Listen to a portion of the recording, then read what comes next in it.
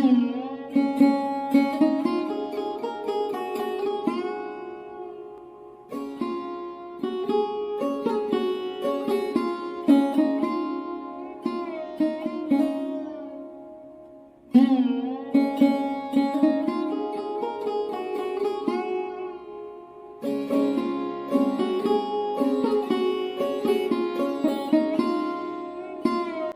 সকালেই বলেছিল একটু দোকান যেতে হবে, কিছু জিনিস আনার লাগবে আর কি। তো আমাদের বাড়ি থেকে এই দোকানটা অনেকটাই দূরে, তাই আমার একা যেতে একদমই ভালো লাগছিল না।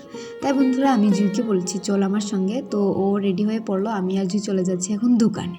তো বন্ধুরা এই দোকানটা আমাদের বাড়ি থেকে বেশ খানিকটা দূরে, আর কাছের যে দোকানটা আছে সেটা সবসময় সব কিছু পাওয়া যায় না। তো বন্ধুরা দেখো বেরিয়ে পড়লাম আমি আর জুই, আর এখন চলে যাচ্ছি দোকানে। আর আমি যেখানে দোকানে যাচ্ছি সেই জায়গাটার নাম ধরে মহারানীপুর।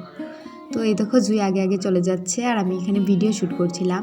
তো বন্ধুরা দেখো এটা একটা ছড়ার উপর ব্রিজ দিয়েছে। তো এই ব্রিজের নিচে দেখাবো তোমাদের, অনেকটা সুন্দরভাবে জল পড়ে আর কি। তো অনেকটা স্রোত জলে, এমনিতে দেখে বোঝা যায় না যে ছড়াটার এত স্রোত।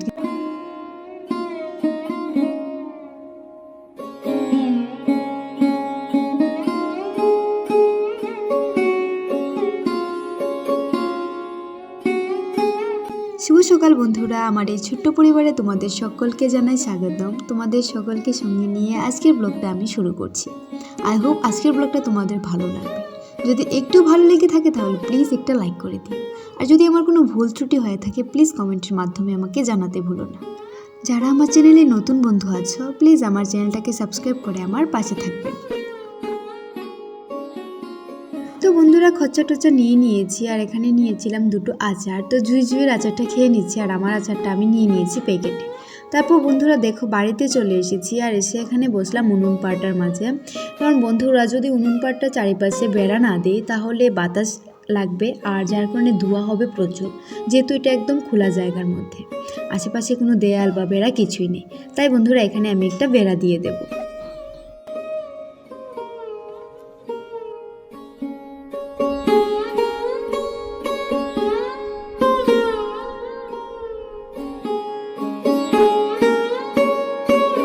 কি দিয়ে বেড়াটা দিচ্ছি জানো বন্ধুরা? আমাদের ঘরের যে সিলিং দিয়েছিল, তো সেই সিলিংয়ের দুটো প্লাইউড বেঁচে গিয়েছিল। তো সেই প্লাইউডগুলি দিয়েই আমি বেড়া দিয়ে দিচ্ছি, দুপাশে দুটো খুঁটা গেড়ে। তো আমার সাধ্য মতোই দেওয়ার চেষ্টা করলাম। তো দেখো ফাইনাল লুকটা কেমন হয়েছে। যাই হোক যেমনই হোক, বাতাস তো লাগবে না, ধোঁয়া তো দেবে না। আর আমি উনুন পাড়টা আজকেও আবার লেপে নিয়েছি।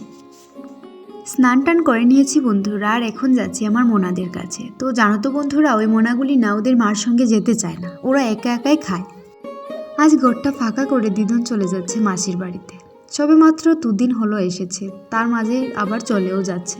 কারণ আমাদের মায়েরা 4 বোন, তো তিন মেয়ের বাড়িতে উনি বেড়ানোর জন্য এসেছেন। তো আমাদের বাড়িতে 2 দিন থাকবে, আর 2 মাসির বাড়িতেও এমনই 2 দিন 3 দিন করে থাকবেন। তো দিদন চলে যাচ্ছে, একদমই ভালো লাগছে না বন্ধুরা।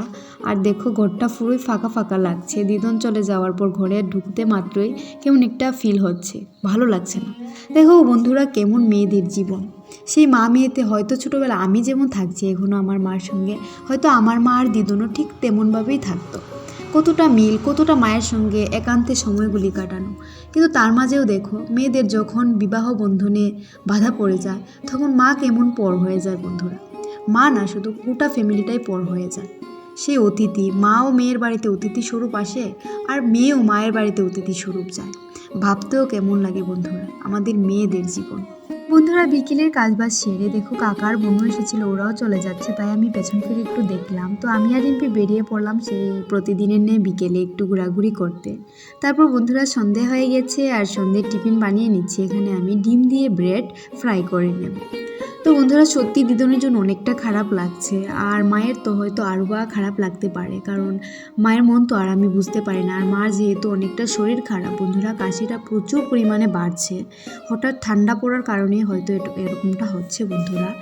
তো মাকে আর কিছু জিজ্ঞেস করছি না, আর মার সঙ্গে তেমন কোনো কথাও হচ্ছে না, কারণ মা ঘুমাচ্ছে। মার জন্য একটা কফ সিরাপ ফাইল আছে কাশির, সেগুলি আনা হয়েছে। তো মা খেয়েছে, মার ঘুম পাচ্ছে, তাই জন্য আর মায়ের সঙ্গে এই বিষয়ে কথা হচ্ছে না। কিন্তু আমার অনেকটা খারাপ লাগছে।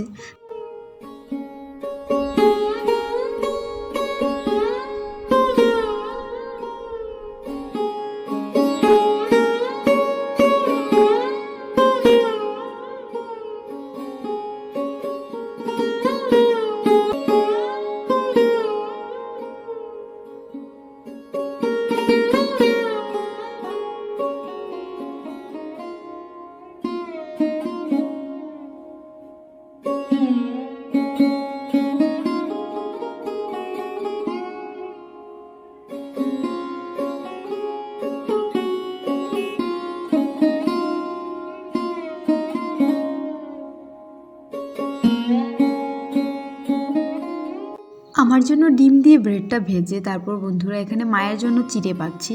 বেশি করে আদা আর কাঁচা লঙ্কা দিয়ে একটু ঝাল করে চিড়েটা ভাজছি, কারণ মায়ের গলাতে একটা ঝাঁঝালো ভাব আসলে মার ভালো লাগবে। আর চার মধ্যে দিয়েছি বন্ধুরা তুলসী পাতা, মেথি, তারপর আদা, গোলমরিচ, এগুলি সমস্ত কিছু দিয়ে আমি মায়ের জন্য চাটা করে দিচ্ছি, তাও আবার লিকার চা। এই চাটা খেলে অনেকটা কাশির মধ্যে আরাম পাবে মা, গলাটা একটু আরাম লাগবে, তাই বন্ধুরা বানিয়ে নিলাম।